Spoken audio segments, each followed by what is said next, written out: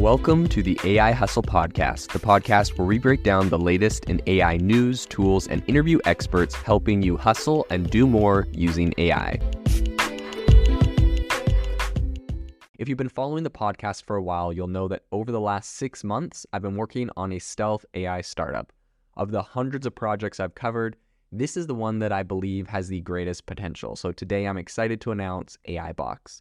AIBox is a no-code AI app building platform paired with the App Store for AI that lets you monetize your AI tools. The platform lets you build apps by linking together AI models like ChatGPT, Midjourney, and 11 Labs. Eventually, we'll integrate with software like Gmail, Trello, and Salesforce, so you can use AI to automate every function in your organization. To get notified when we launch and be one of the first to build on the platform, you can join the waitlist at aibox.ai. The link is in the show notes. We are currently raising a seed round of funding. If you're an investor that is focused on disruptive tech, I'd love to tell you more about the platform. You can reach out to me at jaden@aibox.ai. I'll leave that email in the show notes. Are ChatGPT detectors accurate? That's a question a lot of people are asking right now, as ChatGPT has come out specifically for teachers that are looking at if their students used an AI model like ChatGPT to write an essay or not. So this has a lot of actually implications beyond just education as well. Google specifically said that they have an AI detection software that is able to detect if content online is written by AI, and they demote that content in their search algorithm. So theoretically speaking, if you wrote articles using ChatGPT, posted them on your blog in hopes of, having your pages on your website show up on Google, Google is supposed to demote those and devalue those because they were written by AI. Now, people have different opinions on that, but today what we're going to talk about is how to detect AI writing, how accurate those tools are, and things that people are doing to get around them. Because listen, there's obvious incentives to have your content look human generated. And when there's incentives, it's always going to be a cat and mouse game of people trying to go back and forth, catching them, and then people trying to evade their safeguards. So what's good to know, or what's important to know on this, is that the advancement of technology is really accelerating right now, we know. And so what's first important to understand is how AI writing tools work, or AI writing detectors work. So these tools typically use machine learning algorithms to analyze text for features that are indicative of AI-generated content. So for example, some AI writing detectors look for patterns in the word use and also sentence structure that are typical of AI-generated text. And others use deep learning techniques to analyze the text and compare it to a large database of known AI-generated text to make a determination. So what this actually looks like in real life is, for example, this is what OpenAI did with their recent tool they just launched.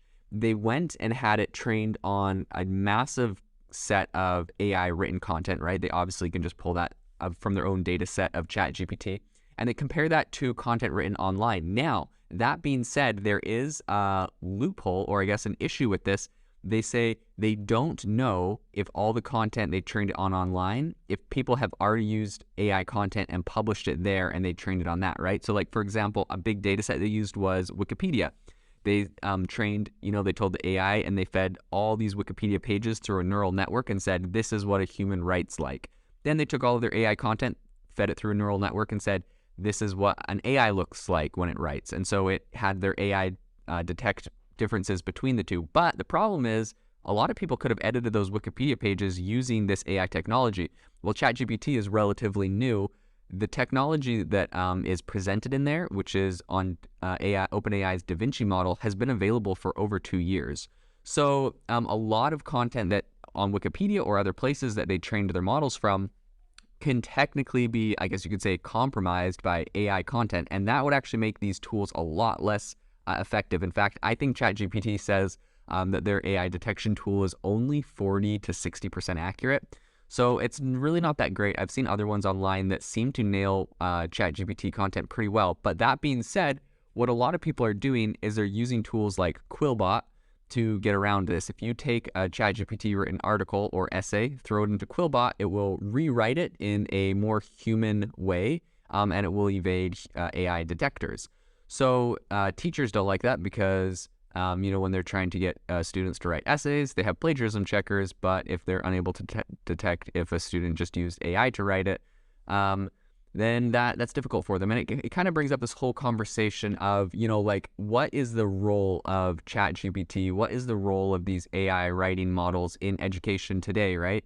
Because I'm sure back in the day, math classes were very mad or upset when, calculators were invented and students could bring a calculator to class to calculate something. And all of a sudden, the teachers upset because that used to previously just been mental math or whatever else they did back then. So, eventually in math classes, they just made rules for what types of calculators you could use, how advanced they could be, and when you could use them, what tests and whatnot. And so I personally think that for ChatGPT and these other language models, it's going to get incorporated into education. I mean, it's a very powerful tool for business and for people's jobs, and that's kind of the purpose of education in a way. So, yeah, so I honestly think that it's going to come down to people deciding when it's appropriate to use ChatGPT, when it's appropriate to use these AI writing models, and how much they can use them. And it's not going to be a thing where they can just completely ban it, like a lot of them are. New York, I think, has made some rules trying to outright ban it. So one other thing I will say on OpenAI's training of these AI detection models is another interesting thing they did is they did the whole Wikipedia page thing, but they also went and they would take half a Wikipedia page. So they'd take, so they take like 1,000 words from a Wikipedia page. Then they would go to ChatGPT and say, continue writing this Wikipedia page. So it was really powerful because they would have this article that was half human written, half AI written, but it was all on the same topic. So not only are they able to say, this is what an AI writes like, this is what a human writes like, but it's on a specific topic, a very specific similar topic. This is how each of them write, and they have a neural network that can be fed this data back and forth and identify patterns and with using algorithms, identify patterns in the writing. So AI is typically very perfect in its grammar, very perfect in its punctuation, very perfect in its spelling. Humans make a little mistakes here and there. That's one easy giveaway, which is kind of interesting.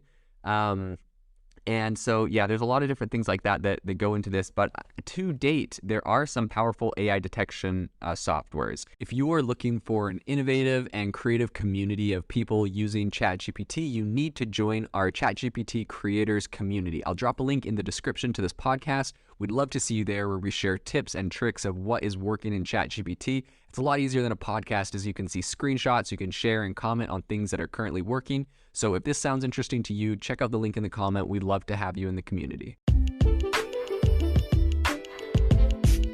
Thanks for tuning in to the AI Hustle podcast. If you could do us a massive favor, we would really, really appreciate it if you could leave us a review wherever you get your podcasts. This helps people find the podcast. It helps people know this is a good place to go. And we would really, really appreciate it, as it helps us continue to bring on incredible guests and share incredible content for you to listen to.